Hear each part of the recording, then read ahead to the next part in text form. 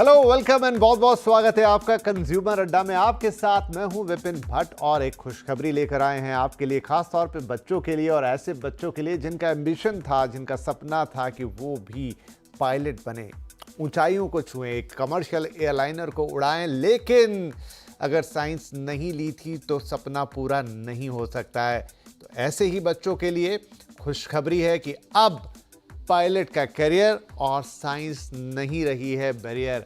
अब साइंस ज़रूरी नहीं है पढ़ना। अगर आपने 10th के बाद कोई और स्ट्रीम भी ली है तो आप पायलट बन सकते हैं। जी हाँ, आइए बताते हैं कि हुआ क्या है और फिर चर्चा को आगे बढ़ाएंगे कि कैसे ये सफ़र अब पूरा होगा। तो देखिए, शैक्षणिक योग्यता में बदलाव होने जा रहा है। पायलट बनना अब आसान हो जाएगा। क्या बदलाव होने जा रहा है? तो अब 12वीं में साइंस मैथ्स ज़रूरी नहीं रहेंगे, वरना 12th या पीसीएम से यानी फिजिक्स केमिस्ट्री मैथ्स से आपको 12th अगर आपने की हो तभी आप पायलट बन सकते थे, तभी आप उसके लिए क्वालिफाई कर सकते थे। वो अब ज़रूरी नहीं रह गया है। डीजीसीए ने सरकार के पास एक सिफारिश भेजी है। सरकार का अब इस पर अनुमोदन आना है, लेकिन वो एक फॉर्मेलिटी की बात है। Director general of civil aviation DGCA, जिनके एग्जामिनेशन आपको पास करने पड़ते हैं पायलट बनने के लिए, आगे ट्रेनिंग करने के लिए, और अब वो कह रहे हैं कि 12th तक मैथ्स की ज़रूरत नहीं है और सरकार से जैसे ही मंजूरी मिल जाएगी बदलाव लागू हो जाएंगे। लेकिन जैसा मैंने कहा कि अभी एक फॉर्मल प्रोसेस का हिस्सा है, सिफारिशें भेज दी गई हैं। फ्लाइंग स्कूल में तय की जाएगी काबिलियत, मतलब अब वो रोड़ा अटक गया, जो अटका हुआ था वो दूर हो गया और अब फ्लाइंग स्कूल में आप कितना अच्छा जहाज उड़ाते हैं, आप कितना उस स्किल सेट को अडॉप्ट कर पाते हैं, आप कितने अच्छे पायलट है बाय स्किल्स जहाज को उड़ाने के लिए, वही आपकी काबिलियत का पैमाना होगा। यानी अब किसी भी स्ट्रीम का बच्चा पायलट बन सकता है। तो आइए बातचीत की शुरुआत करते हैं, क्योंकि ये तो एक बात हो गई कि आप किसी भी स्किल सेट के साथ पायलट बन सकते हो, लेकिन पायलट बनने का सफ़र कितना आसान, कितना कठिन, क्या क्या करना होता है, कैसे आप पायलट बनेंगे, कितनी रिक्वायरमेंट है, एज ए जॉब ये कितना ल्यूक्रेटिव है। ग्लैमरस तो है, बहुत अच्छा लगता है, लेकिन अंदर की और चीज़ें हैं जो जानना ज़रूरी है। तो आज उस पर भी बात होगी और ये बातचीत करने के लिए हमारे साथ जुड़ रहे हैं दो खास मेहमान, एयर इंडिया के पूर्व ईडी जितेंद्र भार्गव साहब और साथ हैं एमपी फ्लाइंग क्लब के chief flight instructor captain Mandar Mahajan. आप दोनों का बहुत बहुत स्वागत है। तो पहले तो एक प्रतिक्रिया मैं आप दोनों से लूं। भार्गव साहब, एक बहुत समय से ये डिमांड थी कि ये चीज़ हटा ली जाए, इस फैसले को कैसे देख रहे हैं आप? देखिए, इट्स अच्छा डिसीजन है, क्योंकि हमको देखना है कि कैसे एविएशन इवॉल्व हुआ है। आज से 30 साल पहले चलिए, आपके कॉकपिट की रिक्वायरमेंट डिफरेंट हुआ करती थी, बहुत कुछ मैनुअली किया जाता था। उसके बाद कंप्यूटराइजेशन कॉकपिट में हुआ। आपको याद होगा, बहुत सारे लोग तो भूल भी गए होंगे कि हम पहले कॉकपिट में एक फ्लाइट इंजीनियर भी होता था, तो ये सब मदद करने के लिए होते थे। लेकिन अब क्योंकि सब कुछ एकदम कंप्यूटराइज मोड के ऊपर है, तो ये रिक्वायरमेंट कि हमको कैलकुलेशन करने के लिए साइंस का ज्ञान होना चाहिए, इसकी आवश्यकता नहीं है। इट्स अ पॉजिटिव स्टेप जो डीजीसीए और मिनिस्ट्री ऑफ सिविल एविएशन ने लिया है, क्योंकि ये तो बात सबको मालूम है कि एयर इंडिया ने 570 हवाई जहाज ऑर्डर किए, इंडिगो ने भी बहुत सारे हवाई जहाज ऑर्डर किए कि पायलट की रिक्वायरमेंट बढ़ेगी। अब why should there be a constraining factor कि मेरे को पायलट बनना है, मेरे पास सारे स्किल्स भी हैं, मैं ट्रेनिंग भी ले सकता हूं, लेकिन क्योंकि मेरे पास साइंस नहीं थी जब मैंने 12th की, तो इसलिए मेरे को डीबार किया गया है। तो इन माय ओपिनियन एक अच्छा डिसीजन है, फॉरवर्ड लुकिंग डिसीजन है, कोई परेशानी नहीं होनी as far as air safety is concern, और ज्यादा लोगों को मौका मिलेगा। we'll be able to get the best candidates। जब सिलेक्शन होता है कि 1000 पायलट को लेना है, 10,000 पायलट में से चुनना है, you'll naturally pick up the best। Right. तो कैप्टन मंदार, आपकी प्रतिक्रिया, और क्या ये जो अगर 2 साल अगर आपने साइंस मैथ्स नहीं पढ़ा तो कोई फर्क पड़ जाएगा उससे? देखिए, सबसे पहली बात तो मैं बताना चाहूंगा कि मैं खुद जब मेरा सीपीएल हुआ, मैं साइंस बायोलॉजी का स्टूडेंट हूँ। Okay. ये रूल जो चेंज हुआ ये 93 में हुआ था, और उससे पहले जितने पायलट्स बनते थे वो सारे different streams like arts, commerce, biology, maths, whatever. अच्छा, ओके। तो मुझे नहीं लगता कि ये जरूरी था। और अगर हम इंटरनेशनल से भी इसको कंपेयर करें, तो अगर आईकाओ को हम देखते हैं, क्योंकि India is a contracting state of ICAO, so ICAO में भी ऐसे कोई रूल्स रेगुलेशंस हमको नहीं मिलते हैं जिसमें 12th में physics mathematics for qualifying as a commercial pilot you have to have. तो फिर बहुत कैप्टन अच्छा साहब ये स्टेप लाया है क्यों ये। गया था अभी ये रूल, मतलब कोई खास, आपने कहा 93 में ही आया, कोई खास कारण था आई इसे थिंक इंट्रोड्यूस करने इसका इसका जवाब भार्गव साहब ने दे दिया कि जैसे उस समय के एयरक्राफ्ट सिस्टम्स और आज के एयरक्राफ्ट सिस्टम्स में जमीन आसमान का अंतर है। का? ओके। एक हमारे पायलट्स में जो हमेशा बात होती है, एक डेड रेकनिंग की बात होती है। डेड रेकनिंग का मतलब मैं आपको अगर मोटे तौर पे समझाऊं तो कई ऐसे प्रश्न जो इन एयर स्पीड कैलकुलेशंस हुए, एस्टिमेट कैलकुलेशंस हुए हैं, ये मेंटल डीआर से किए जाते हैं। हम्म, तो शायद उस समय ये सोच रही होगी कि एयरक्राफ्ट उतने इक्विप्ड नहीं थे। तो ओके। उसमें जितना एयरक्राफ्ट आज हमारे इक्विप्ड है, हम्म, मैक्सिमम जॉब तो हमारा एयरक्राफ्ट ही कर देता है। जैसे फॉर एग्जांपल अगर एयरबस 320 की हम बात करें, it's called fly by, it's fly by wire system. मतलब we have become more of a managers rather than pilots, if I actually talk in a very raw way. तो हम्म, उस समय के जहाज वैसे नहीं थे। इफ यू टॉक ऑफ 737-200 हैं, या उस समय जो एयरक्राफ्ट थे MD-11 थे, MD-10 थे, या लॉकहीड मार्टिन्स के जो एयरक्राफ्ट थे, एवियोनिक्स और सिस्टम्स उतने डेवलप नहीं थे। So okay. ऑब्वियसली पायलट का इन्वॉल्वमेंट उस समय ज्यादा हुआ करता था। और जैसे भार्गव साहब ने बोला कि इंजीनियर भी ऑन बोर्ड उस समय ट्रैवल किया करते थे। अब इंजीनियर ऑन बोर्ड क्यों ट्रैवल किया करता था? तो हम्म, उसके वो इसलिए ट्रैवल किया करता था क्योंकि पीछे काफी सारी चीजें ऐसी होती थी जो पायलट को असिस्ट करने के लिए इंजीनियर उसकी मदद करता था। Right. Even in case of emergencies वगैरह भी थ्रॉटल के जो सेटिंग्स हैं या कॉल आउट्स हैं, वो काफी चीजें इंजीनियर पायलट्स को नहीं, सही उसमें कह रहे हैं असिस्ट आप, किया क्योंकि करता हम था। पुरानी मूवीज वगैरह देखते हैं तो उसमें भी एक वो हाँ दो जी, पायलट्स के पीछे एक तीसरा बंदा और होता है, and he is engineer and doing बिल्कुल, some stuff in the cockpit, तो बिल्कुल सही। Absolutely, right. भार्गव जी साहब, बिल्कुल। ऐसे में ये समझना बड़ा इंटरेस्टिंग होगा कि अब जबकि ये बैरियर हट गया है, इट मींस आपकी रिक्वायरमेंट है इस समय क्या है, इंडियन एविएशन का मार्केट, कितने पायलट्स हैं इस समय हमारे पास, कितने की रिक्वायरमेंट है? मैं इसलिए पूछ रहा हूं सवाल क्योंकि बहुत सारे एस्पिरेंट हैं जो जानना चाहेंगे कि एज ए कैरियर अब उनके लिए कितना बड़ा रास्ता खुल गया है। देखिए, दो चीजों को देखिए। एक, नंबर वन, कितने हवाई जहाज अभी ऑर्डर पे हैं और क्या वार्षिक इंडक्शन होगा प्लेन्स का। फिर इसमें से डिस्काउंट कीजिए जो कि रिटायर पायलट्स रिटायर होते हैं उनके बारे में, तो हमारी डिमांड काफी है। स्वाभाविक है कि लोग पायलट की ट्रेनिंग लेते हैं, CPL लाइसेंस की ट्रेनिंग लेते हैं और जॉब के लिए अप्लाई करते हैं। जब ज्यादा मात्रा में लोग होंगे तो आपको जेन्युइन लोग होंगे। देखो, आज से 40-50 साल 30 साल पहले जो पायलट्स आया करते थे ना, वो पैशनेट फ्लायर्स थे। It was not a vocation, ये जॉब नहीं माना जाता। वो बड़े पैशनेट फ्लायर होते थे, मेरे को पायलट बनना, फ्लाई करूंगा, दुनिया के देशों में घूमूंगा, एक्सेट्रा। लेकिन अब ये वोकेशन बन गया, एक नौकरी टाइप बन गई है।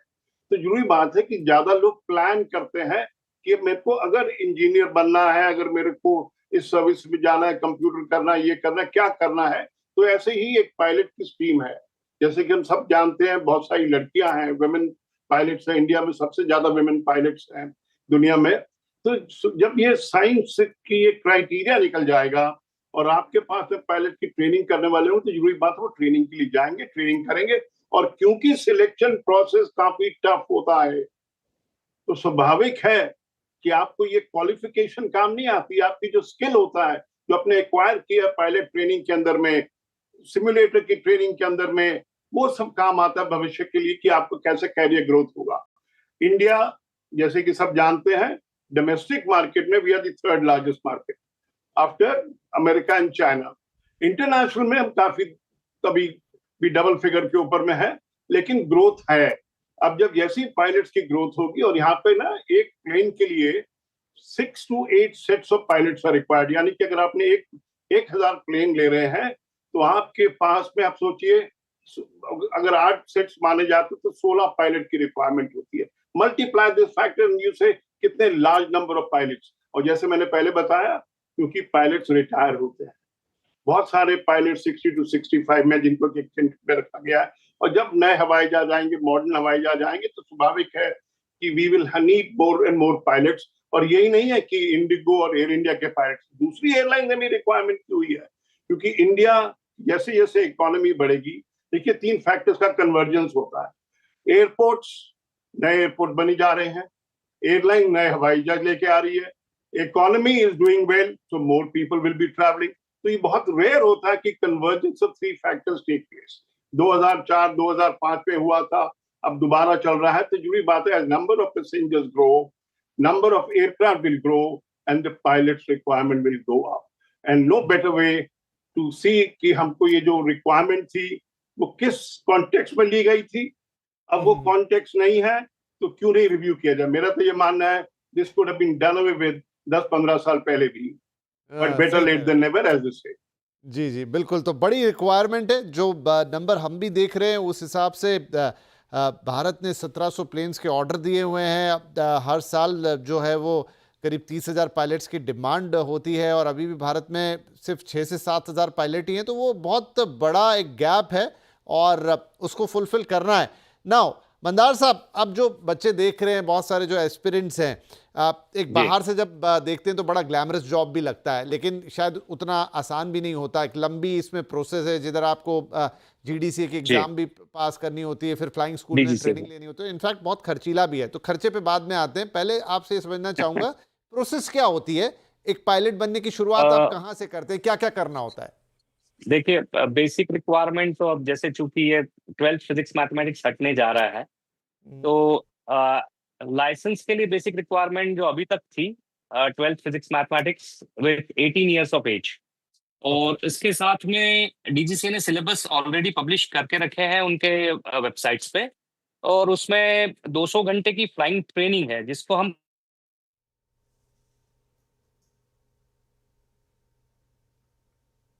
जी आई थिंक थोड़ा सा कनेक्शन कैप्टन साहब का डाउन हुआ, उसको हम कनेक्ट करेंगे। लेकिन जो अभी एक आंकड़ा बता रहे थे भार्गव साहब, उसी को मैं एक बार फिर से ग्राफिक के जरिए आपको दिखा रहा हूं कि एविएशन मार्केट इंडिया का कितना बड़ा हो रहा है। कंपनियों ने ऑलमोस्ट 2000 के आसपास, मतलब 1700 टू बी प्रिसाइज प्लेन्स के ऑर्डर दे रखे हैं। 15-20 साल में 30,000 पायलट्स हमको लगेंगे आगे, मतलब यहां से चलते हुए जब ये पूरा प्रोसेस चल रहा होगा। अभी भारत में हार्डली 6 से 7,000 पायलट्स ही हैं। आप सोचिए स्कोप कितना बड़ा। आई थिंक कनेक्ट हो गए हैं मंदार साहब, शायद नहीं। तो भार्गव साहब, अब एक थोड़ा सा जो सवाल है, मतलब ये सवाल मैं आगे लेता, लेकिन यहां पे पूछ रहा हूं कि ये जो एविएशन का हमारा सेक्टर है, ये ऐसे तो हमें दिख रहा है इतनी डिमांड है, इतना सब कुछ है, लेकिन थोड़ा ये जैसे कहते हैं इसमें टर्बुलेंस भी आते रहते हैं। कभी कभी कोई अच्छी खासी एयरलाइन है, लेकिन पता चला कि किसी कारण से बंद हो गई, कभी कुछ हो गया, कभी हम इंडिया में भी बहुत सारी कहानियां देख चुके हैं। तो क्या उस लिहाज से थोड़ा सा जर्की सा मामला रहता है ये जो पूरा करियर अगर इसको ले? नहीं, देखिए, आपको इतिहास समझना पड़ेगा कि पहले जब नई एयरलाइंस आई थी, they were all trying to chase passengers at the expense of profitability, कि हमको पैसेंजर अपना मार्केट शेयर बढ़ाना है। तो जब आपको मुनाफा नहीं होगा तो अब कब तक लॉस को सस्टेन करेंगे? तो कई एयरलाइन बंद हो गई। अब आपने देखा है हमारी सेक्टर में काफी स्टेबिलिटी आ गई है। Indigo has deep pockets, Tatas, air India under Tatas also can support. तो बेशक दो एयरलाइन हो, और ये आकाशा एयरलाइन इज डूइंग वेल, तो अच्छी अच्छी एयरलाइन ये चलने वाली है, दे विल सस्टेन। अब हम बात कर रहे थे पायलट्स की। देखिए, अब इन्होंने, गवर्नमेंट ने आज रिस्ट्रिक्शन जैसे ये हटाते हैं, अब नेक्स्ट स्टेप क्या होगा कि आपको ज्यादा पायलट की रिक्वायरमेंट तो है। सवाल ये उठता है, do we have enough training schools pilots के? अभी भी बहुत सारे इंडिया के नवयुवक नवयुवतियां फॉरेन जाती हैं पायलट ट्रेनिंग लेने के लिए, क्योंकि इंडिया में फैसिलिटी नहीं है। और ये जो फैसिलिटी है, बहुत सारे ट्रेनिंग एकेडमी, तो आप जो बोल सकते हैं ना कि मतलब दे आर आल्सो स्कैम के बहुत क्लोज रहते हैं, वादा करते हैं, ज्यादा फीस लेते हैं, लेकिन ट्रेनिंग ठीक टाइम पे पूरी नहीं करते हैं, ये सब चीजों के। तो DGCA will also have to look at these aspect कि पायलट ट्रेनिंग एकेडमीज हैं, उनका सर्टिफिकेशन तो होता है, लेकिन उन पर मॉनिटरिंग की जाए कि अगर कोई बच्चा 30-35-40 लाख रुपया खर्चता है अपनी ट्रेनिंग के ऊपर में, तो उनको प्रॉपर ट्रेनिंग मिले, और वो ऐसे स्टेज के ऊपर में ट्रेनिंग दी जाए कि कोई एयरलाइन अब आगे उनको ले सकती है जॉब के लिए। ये इस समय हमारे यहाँ पर नहीं है। आप बहुत सारी दर्द भरी कहानियां सुन सकते हैं पायलट्स की, जिन्होंने ट्रेनिंग की है, ज्वाइन की है, फॉरेन गए हैं, लेकिन आके उनको नौकरी नहीं मिली है। तो दूसरा चीज ये है कि कैसे हमारा सिलेबस फॉरेन से रह सकता है। बहुत सारी एयरलाइन अपने स्पेसिफिक क्वालिफिकेशन मांगती हैं, और कई पायलट्स हैं जो कि स्पेन जाते हैं, दूसरी कंट्री पे जाके ट्रेनिंग लेके आते हैं, फिर कहते नहीं, हमको तो ये भी दोबारा करना पड़ता है। तो हमारे को जब हम ग्लोबलाइजेशन की तरफ बढ़ रहे हैं, इंडिया एक बड़ी market emerge aviation market emerge हो रही है, तो हमारे को ग्लोबल पर्सपेक्टिव भी लेना चाहिए। Which are the best practices दुनिया के अंदर में, वहां से कॉपी करें, इंप्लीमेंट कर दें। कोई दोबारा व्हील को रीइन्वेंट करने की आवश्यकता नहीं है, क्योंकि जब आपको मालूम है कि हवाई जहाज ऑर्डर किए गए हैं, हमारी इकोनॉमी ग्रोथ ट्रेजेक्टरी पर है, ज्यादा से ज्यादा पैसेंजर ट्रैवल करेंगे, और जैसे मोदी जी काफी अक्सर बोलते हैं कि 74 एयरपोर्ट से हमारे 150 एयरपोर्ट हो गए, और एयरपोर्ट बढ़ते जाएंगे, आगे आगे जैसे बढ़ेंगे, second tier third tier cities में भी बढ़ेंगे, सारे लोग हवाई जहाज आएंगे। तो जरूरी बात है पायलट्स अपना all constraints will have to be looked at. पीस भी ना करें कि आज हमने साइंस की रिक्वायरमेंट को निकाल दिया तो चलिए प्रॉब्लम सॉल्व हो गई है। नहीं, हमारे पास पायलट ट्रेनिंग अकेडमीज कहाँ कहाँ है, क्या रोल है, क्या सिलेबस है, कैसे करना है। अगर एक स्टूडेंट 1 जून को ज्वाइन करता है, तो अगर आपने बोला कि हम 90 दिन के अंदर में ये ट्रेनिंग पूरी कर देंगे, आर दे डूइंग इट? क्योंकि इन पायलट ट्रेनिंग अकेडमीज के पास में ट्रेनर हवाई जहाज नहीं है, क्योंकि जब आपको सीपीएल का लाइसेंस दिया जाता है, ट्रेनिंग पूरी जाती है, आपको कम से कम 50 घंटे इफ नॉट मोर फ्लाई करके ट्रेनिंग दी जाती है। अगर आपके पास प्लेन ही नहीं है और आपके पास स्टूडेंट्स है, तो कैसे बारी आएगी? कई लोग हैं जो कि पायलट ट्रेनिंग कर रहे होते हैं, दे कॉल मी आप से, मिस्टर भार्गव देखिए कैसे हमारे को फंसा दिया इन्होंने यहाँ पर, and then they don't have training. तो ये डीजीसीए को इसके ऊपर भी थोड़ी स्ट्रिक्टनेस डालनी पड़ेगी कि पायलट ट्रेनिंग अकेडमी सही कह रहे हैं सर कि अब अगर हमारी रिक्वायरमेंट इतनी बढ़ने वाली है, आपने उस मार्केट को स्कोप को भी बढ़ा दिया है, तो फिर वो स्टैंडर्ड आपको मेंटेन करने पड़ेंगे, वो क्वालिटी आपको लानी पड़ेगी। आपको वो कॉम्पिटेंट पायलट बनाने के लिए उस तरह की ट्रेनिंग एकेडमीज के स्टैंडर्ड को मेंटेन करना होगा। एक छोटा ब्रेक लेते हैं यहाँ पे, ब्रेक के बाद थोड़ा और समझेंगे इसको डीप डाउन जाके। एक पायलट बनने के लिए आपको कितना मनी, कितना पैसा खर्च करना पड़ता है, रिटर्न में कैसी सैलरीज मिलती हैं। अलग अलग एयरलाइन है, नेशनल एयरलाइंस मतलब जो भारत में उड़ती हैं अलग है, लेकिन अगर आपको जाके कोई इंटरनेशनल एयरलाइन उड़ानी है, उनके क्या नॉर्म्स होते हैं, किस तरीके से करना होता है। कुछ सवाल आपके मन में ज़रूर आ रहे होंगे, इनके जवाब लेने की कोशिश करेंगे अपने एक्सपर्ट से। एक छोटा सा ब्रेक यहाँ पर।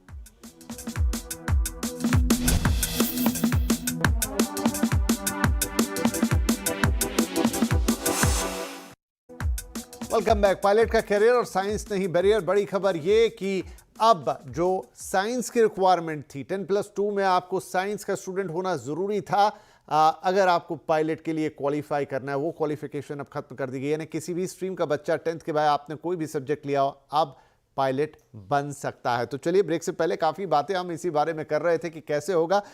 मंदार साहब, अब यह है कि जैसा मैंने कहा था कि बहुत खर्चीला ये पूरा प्रोसेस है।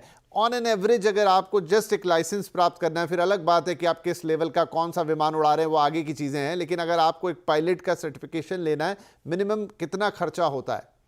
देखिए, ये डिपेंड करता है इंस्टीट्यूट टू इंस्टीट्यूट। अब जैसे आप मिनिमम अगर ले लें तो 42 लाख से लेकर तो 55 लाख के बीच में ये पूरा खर्चा आता है। सिर्फ सीपीएल की बात कर रहा हूं मैं।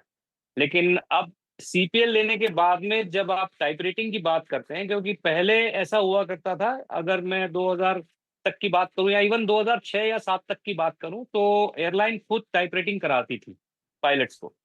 लेकिन अब वो ट्रेंड खत्म हो चुका है। अब ये है कि एयरलाइन सिलेक्ट जरूर कर लेती है आपको, लेकिन वो आपको ही बोलती है कि आप खुद ही टाइप रेटिंग का खर्चा पूरा उठाएंगे। वो करीब करीब 20 लाख रुपए और आप उसमें जोड़ लें, तो जैसे आप खुद ही मतलब आप इसमें चल रहा है कैप्शन में, तो 35 से 70 लाख बिल्कुल सही आपने उसका ये बताया है कि इतना खर्चा तो जब तक आप किसी एयरबस या बोइंग या एटीआर या किसी के लिए भी टाइप रेटिंग तक लायक नहीं हो जाते, इतना खर्चा तो हो ही जाता है। और अगर आप इतना खर्चा करने के बाद पायलट बन रहे हैं, तो फिर आपके पे स्केल्स, मतलब जो आपकी शुरुआती नौकरी होती है उसकी शुरुआत कैसे होती है? आप असिस्टेंट पायलट बनते हैं, क्या पे स्केल्स रहते हैं, कैसे एयरलाइंस आपको चुनती हैं? सिलेक्शन उनके प्रोसेसेस अलग अलग होते हैं हर एक एयरलाइन के।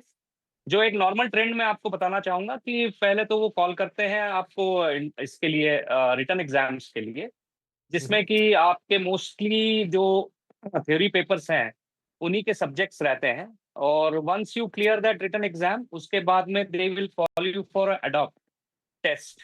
ये अडॉप्ट टेस्ट एक प्रकार से अगर लॉजिकल रीजनिंग और सबको कंबाइन किया जाए तो ये एक टाइप का टेस्ट आजकल नया डेवलप किया गया है, कंप्यूटर बेस्ड है ये। इसमें आपकी बहुत सारी स्किल्स, मल्टीटास्किंग से लेकर आपके रिफ्लेक्सेस से लेकर ये सारे जज किए जाते हैं। और अगर आप एडॉप्ट टेस्ट क्लियर करते हैं तो फिर आपको जीडी के लिए बुलाया जाता है, जो ग्रुप डिस्कशन होता है। और ग्रुप डिस्कशन क्लियर करने के बाद में फिर finally personal interview, that will be the final stage. फिर पर्सनल इंटरव्यू अगर आप क्लियर करते हैं तो then you are selected as a junior first officer, JFO जिसको बोलते हैं। और जूनियर फर्स्ट ऑफिसर के लिए फिर वो ट्रांजिशन होता है, क्योंकि हर एक एयरलाइन के अपने अपने SOPs होते हैं, हर एक एयरलाइन के अपने अपने ट्रेनिंग स्टैंडर्ड्स होते हैं। तो इनिशियली जब आप JFO एज अ सिलेक्ट होते हैं तो उसके लिए करीब करीब 2 या 3 महीने का आपका जो graduation course, this is a new terminology which is nowadays in use, so उसको ग्रेजुएशन कोर्स कहा जाता है। सो वो होता है, and once you graduate out of, उसमें भी ऐसा नहीं है कि उसमें एग्जाम्स नहीं होती हैं। After every session is over there is a exam and you have to score a minimum marking. तो वो होने के बाद में जब आप ग्रेजुएट हो जाते हैं तो then they put you on to supernumerary. अब सुपर न्यूमरी के लिए कुछ घंटे, कितने घंटे करेगा। फिर सुपर न्यूमरी के घंटे खत्म होने के बाद में आपके अगर बीच में कई IRCPPC ड्यू हो जाते हैं, कुछ प्रोफिशिएंसी चेक्स होते हैं जो सिमुलेटर पे कैरी आउट होते हैं, तो वो किए जाते हैं। उसके बाद में आपकी SLFs होती हैं, लाइन फ्लाइंग होती है जिसको बोलते हैं, जो आप एक किसी एयरलाइन में भी उनके खुद के ट्रेनर्स होते हैं, तो वो ट्रेनर के साथ में आपकी SLFs होती हैं। एंड जब SLFs के, और उसमें भी हर एक घंटे जो है वो डिसाइडेड है। एयर इंडिया के कुछ होंगे, इंडिगो के तो कुछ सर होंगे, मैं समझ स्पाइस गया के कि कुछ काफी होंगे। लंबी प्रोसेस है। अब ये बताइए इनिशियल सैलरी कितनी आती है जब कोई पायलट बन गया, किसी ने एयरलाइन ज्वाइन कर ली फ्रॉम द फर्स्ट लेवल, कितने पैसे मिलते हैं? जी, इनिशियली सैलरी तो अभी जो ट्रेंड है उसके हिसाब से करीब 50,000 पे स्टार्ट होता है आपका।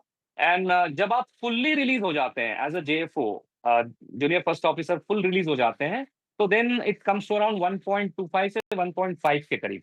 And gradually once you become senior first officer, maybe जब 1000 घंटे करीब हो जाते हैं आपके, तो आप सीनियर फर्स्ट ऑफिसर हो जाते हैं। तो then you come to around 2.5 से 2.75 तक। मतलब हम ये जिन हवाई जहाज़ों में ट्रैवल करते हैं ईमानदार साहब, जिसमें 2 पायलट्स उड़ाते हैं और कहते हैं कि ये आपके आज के कैप्टन हैं और उनको जो असिस्ट जी कर रहे हैं वो ये हैं, तो जो कैप्टन साहब है उनको कितना मिलता है और जो असिस्ट कर रहे होते हैं उनको, हम इसी से हमारे जो दर्शक है वो अंदाजा लगा पाएंगे। ओके, सो जो कैप्टन सीनियर कैप्टन अगर है, अब ये कैप्टन्स में भी लेवल्स अलग अलग होते हैं। जो हाँ सीनियर जी, हाँ। कैप्टन्स होते हैं आज की डेट में करीब 7 से 7.5 लाख रुपए महीना का अपने साथ में दे कैरी।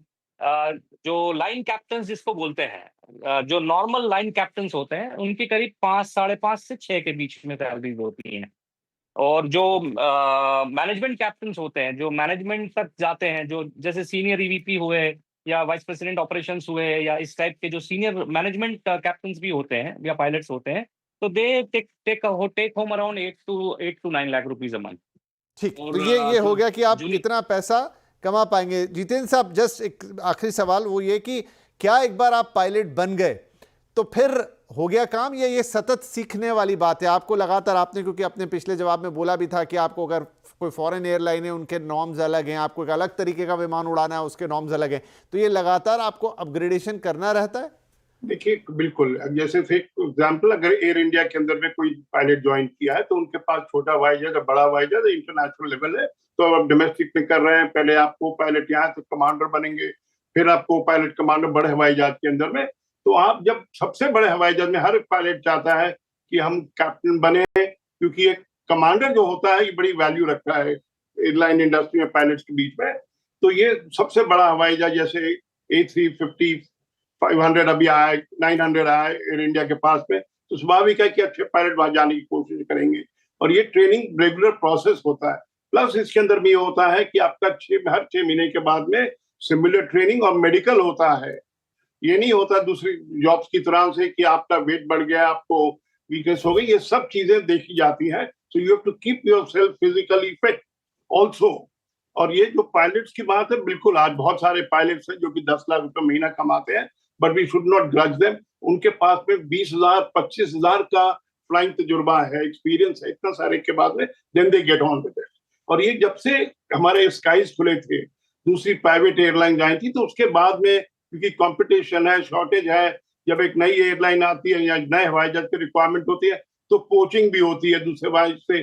सो ये जो पे स्ट्रक्चर होता है इसका काफी मतलब आई वुड से कि टर्बुलेंस आ जाता है उसके अंदर में कि आप कैसे कैसे पायलट्स को ले रहे हैं अट्रैक्ट करने के लिए। लेकिन जैसे ही ड्रीम लाइनर हवाई जहाज ये जो इंडिगो ने ऑर्डर किए जो 2027 में आएंगे A350 aircraft, then they will look for pilots. Air India ने ट्रेनिंग के ऊपर पैसा खर्चा है, वो पायलट्स हैं, तो जरूरी बात है वो कहेंगे अगर आपको इतना पैसा एयर इंडिया दे रही है तो हम आपको इतना प्लस देंगे, प्लस एक ज्वाइनिंग बोनस देंगे। तो ये सब भी होता है। तो इसलिए ये जरूरी है जो गवर्नमेंट का डिसीजन आज लेना है इज द स्टार्टिंग पॉइंट। आपने अच्छी ट्रेनिंग एकेडमीज इंडिया में चला दी, पायलट की भरमार हो गई, एयर इंडिया और एयरबस का एग्रीमेंट हो चुका है सिमुलेटर ट्रेनिंग के लिए। तो ये जब फैसिलिटी जो आ रही है तो वो देखना ये है कि हम क्या हमारी डेस्टिनेशन है, हमने कितनी तैयारी की हुई है और कैसे हम ऐसे स्टेट में आए कि ना तो अनएम्प्लॉयमेंट हो और ना ही एयरलाइन एक पायलट की स्कैर्सिटी फेस करे। बिल्कुल बिल्कुल सही बात है। ये अच्छा आपने एक सुझाव दिया है और अच्छे नोट पर हम, क्योंकि अब समय समाप्त हो गया, लेकिन अच्छी खबर के साथ ये शुरू किया था कि भाई अब जो साइंस की रिक्वायरमेंट कम हो गई तो आप मतलब तमाम हज़ारों लाखों स्टूडेंट अब इसके लिए आ पाएंगे, काबिल पायलट्स मिलेंगे एयरलाइन को, और जो पैशनेट हैं वो हर तरीके से वहाँ पहुँचेंगे। क्या उसके लिए करना होता है, कितना पैसा लगाना पड़ता है, कितना आप कमाते हैं, क्या रिक्वायरमेंट्स होती हैं, वो सब हमारे मेहमानों ने आपको बताया। आई थिंक ये शुरुआत भर है, ज़रूरत पड़ेगी तो हम एक और कार्यक्रम इस पर करेंगे। जो भी लोग हैं कमेंट्स में ज़रूर हमें बताइएगा कि क्या आप और सुनना और जानना चाहते हैं। फिलहाल के लिए भार्गव साहब और कैप्टन मंदार, आप दोनों का ही इस कार्यक्रम में जुड़ने के लिए बहुत बहुत धन्यवाद सर। नमस्कार।